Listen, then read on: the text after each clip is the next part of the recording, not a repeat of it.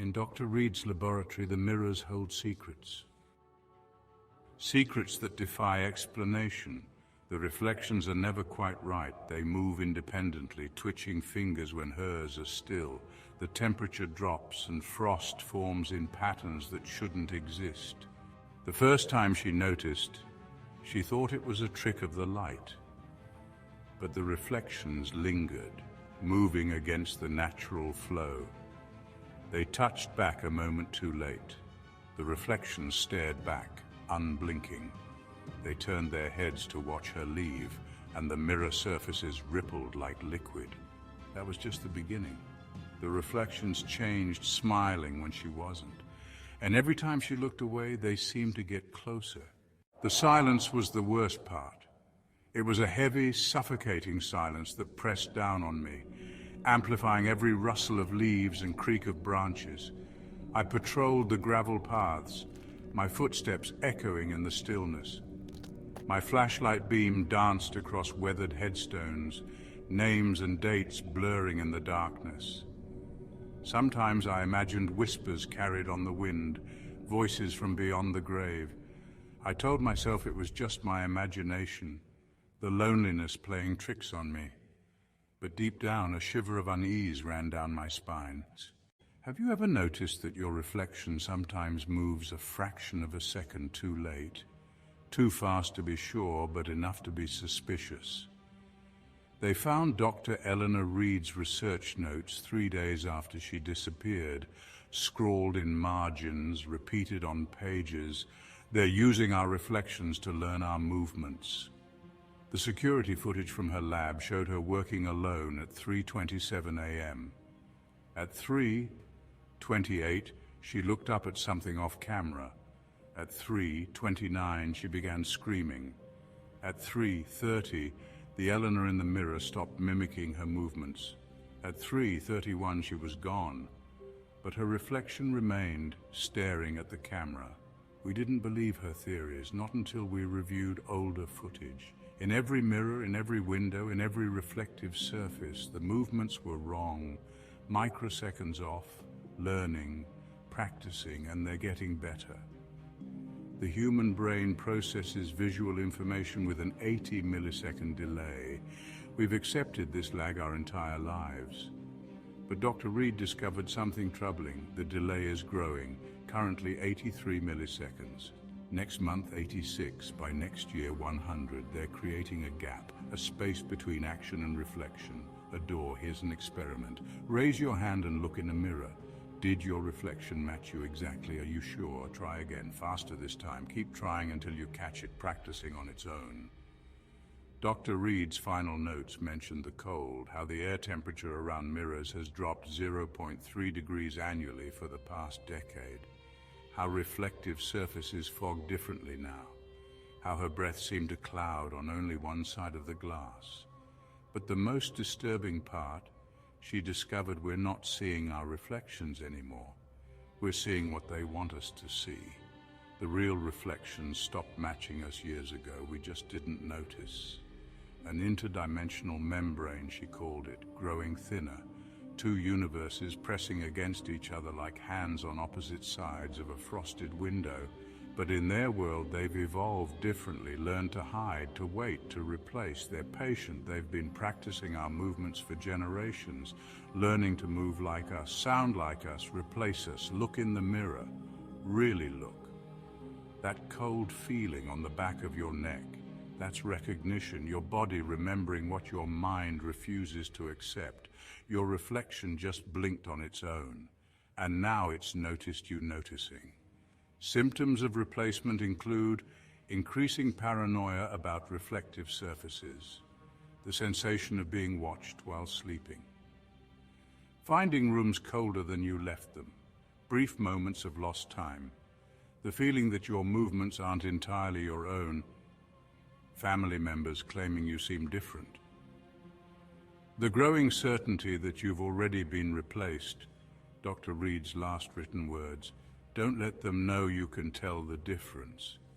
They're waiting for us to notice, and once you see them, they see you. By the way, when was the last time you checked your reflection?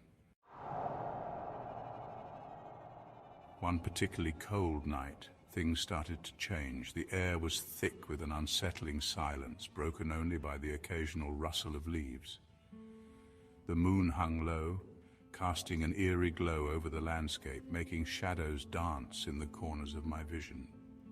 I found footprints in the freshly raked gravel near the Victorian section. They were not there earlier in the day when I had walked the same path. The sight of them sent a shiver down my spine.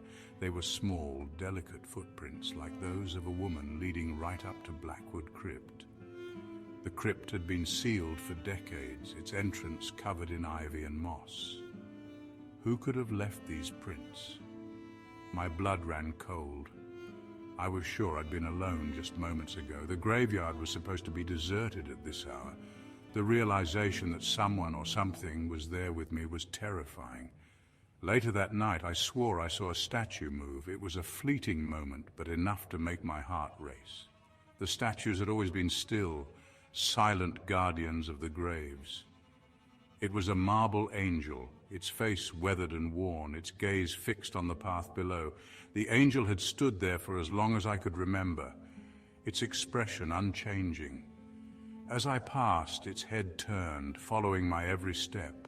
I could feel its eyes on me, a cold, unyielding stare that seemed to pierce through the darkness. I spun around, heart pounding, but it was back in its original position. Had I imagined it? The fear was palpable, making my skin crawl. Had it really moved, or was I losing my mind? The night seemed to stretch on endlessly, each minute feeling like an eternity. The whispers in the wind grew louder, as if the very air was alive with secrets. I knew I had to leave, but something kept me rooted to the spot. A morbid curiosity, or perhaps a deeper, inexplicable connection to the place. The answer, I soon discovered, was far more terrifying than I could have ever imagined. It all began with a series of strange occurrences that seemed to defy logic and reason. Whispers in the wind, shadows that moved on their own, and an overwhelming sense of dread that hung in the air like a thick fog. A week later, a storm raged outside, wind howling like a banshee, rain lashing against the mausoleums. The storm seemed almost supernatural, as if the heavens themselves were mourning. The trees bent and swayed, their branches clawing at the sky, and the air was thick with the scent of wet earth and decay. I huddled in my small office, a shiver running down my spine. The flickering candlelight cast eerie shadows on the walls, and the sound of the storm outside only heightened my sense of unease. I tried to focus on my work, but my mind kept drifting back to the strange events of the past few days. Suddenly, a blood-curdling scream pierced the night. It was a sound unlike any I had ever heard, filled with pain and despair. My heart raced, and I felt a cold sweat break out on my forehead. The scream seemed to echo through the very fabric of the night, sending chills down my spine. It came from the Victorian section, the part of the cemetery that was said to be haunted by the restless spirits of those who had met tragic ends. I'd always dismissed such tales as mere superstition, but now I wasn't so sure. The scream had sounded so real, so full of anguish. Driven by a mixture of fear and duty, I grabbed my flashlight and ran out into the storm. The rain pelted my face, and the wind whipped at my clothes as I made my way through the cemetery. My heart pounded in my chest, and I could barely see a few feet in front of me through the torrential downpour. Lightning illuminated the sky, revealing a figure in white standing before the Blackwood Crypt. A woman. She stood motionless, her form almost ethereal in the storm. The lightning flashed again, and I could see her more clearly. She was dressed in a long, flowing gown, and her hair was a tangled mess of wet curls. Her long white dress billowed in the wind, her face hidden behind a veil. She seemed to be weeping, her shoulders shaking with silent sobs. I felt a pang of sorrow and fear as I watched her, unsure of what to do. The storm raged on, and the woman's figure seemed to blur and waver in the rain. like a ghostly apparition from another world. As I approached, the figure turned and I gasped. Her face was pale as moonlight, her eyes two dark, empty sockets. She raised a hand, pointing a spectral finger at the crypt. A single word escaped her bloodless lips, a whisper that chilled me to the bone. Beware. Terror lent speed to my feet. I ran faster than I ever had, the wind screaming in my ears, the ghostly bride's warning echoing in my mind. I didn't dare look back. I didn't need to. I could feel her icy gaze burning into my back. Section 6. The Blackwood Tragedy.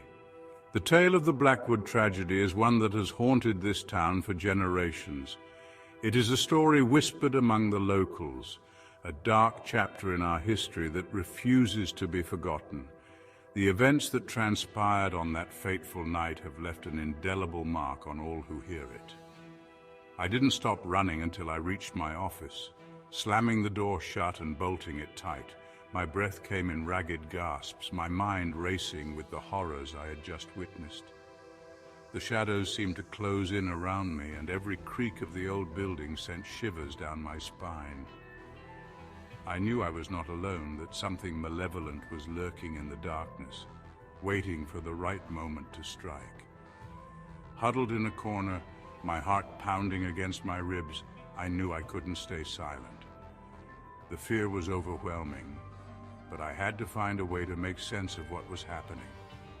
The legends of the Blackwood tragedy were more than just stories. They were a grim reality that I was now a part of. I had to uncover the truth, no matter the cost. Trembling, I called the caretaker, his words about bad juju ringing in my ears. He wasn't surprised. His voice was calm, almost resigned, as if he had been expecting this call. He spoke of the curse that had plagued the Blackwood family for generations, a curse that had claimed many lives and driven others to madness. The caretaker's knowledge was both a comfort and a terror, for it confirmed my worst fears. He told me the story of Eliza Blackwood, a young bride buried alive in the crypt after succumbing to a death-like coma. Her beauty was renowned, and her tragic fate became the stuff of legend. The townsfolk spoke of her ghostly presence, wandering the graveyard at night, searching for peace that would never come. The crypt where she was laid to rest became a place of dread, a symbol of the town's darkest secrets. Her heartbroken groom, driven mad by grief, swore he'd see her again, even in death.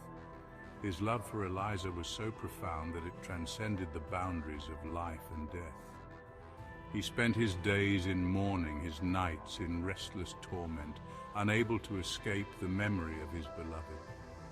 The townspeople watched helplessly as he descended into madness, his once vibrant spirit crushed by the weight of his sorrow. He joined her in the crypt a year later, taking his own life. The crypt became their eternal resting place, a monument to their tragic love story. The legend of the Blackwood tragedy grew with each passing year, a haunting reminder of the power of love and the depths of despair. To this day, the graveyard remains a place of mystery and fear, where the past and present intertwine, and the spirits of Eliza and her groom are said to roam, forever bound by their undying love. Section 7. Flight from Fright.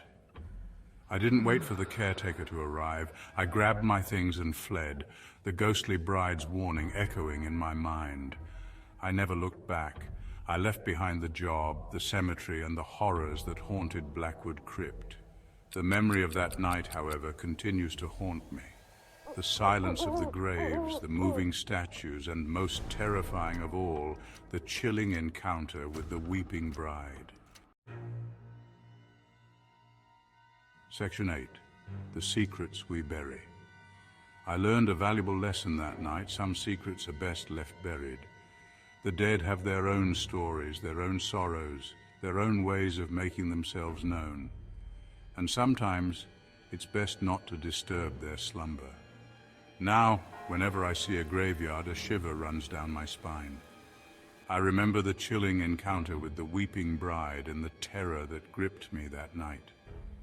I know that some things are best left undisturbed, some places best avoided. Gap 3S, Section 10, the echo chamber.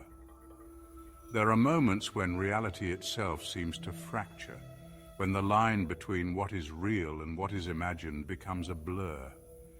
It was in the echo chamber that I first experienced this break, a place where reflections no longer mirrored reality but instead revealed a sinister alternate world. In this chamber I saw my own reflection blink out of sync with my eyes, its gaze remaining fixed on me even as I turned away. The mirrors aged decades in mere moments, and my reflection's face began to decompose while I remained untouched. Blood vessels in my eyes turned black in the mirror, and fingerprints I left on the glass floated eerily within the reflection. Gap 2S. Time itself became a plaything in the echo chamber. Clocks ran backward in the reflections while moving forward in reality. My child's reflection aged rapidly, though he remained young beside me. I saw myself enter a bathroom only for a different person to exit in the mirror. The most horrifying part, though, was when the reflections began to replace reality. Teeth in the reflection faced backward, and tiny moving figures danced within the irises of my mirrored eyes. My reflection's skin rippled like water, and I watched in terror as it was pulled into the mirror, only for another version of me to step out. Disturbing details compounded the terror. Extra joints appeared in reflected limbs, and reflections left smudges that formed faces. Shadows moved independently of the objects casting them, and reflections showed scenes from different rooms. The echo chamber was a place of psychological terror, a realm where reality and reflection collided in a nightmarish dance. It was there that I truly understood the fragility of our perception of reality. And it was there that I learned to fear the mirrors that surround us. And now, whenever I catch my reflection in a mirror, I can't help but wonder what horrors lie just beneath the surface, waiting to break free. Section 9, beware the graveyard shift. So, if you're ever desperate for a job, think twice before taking the graveyard shift.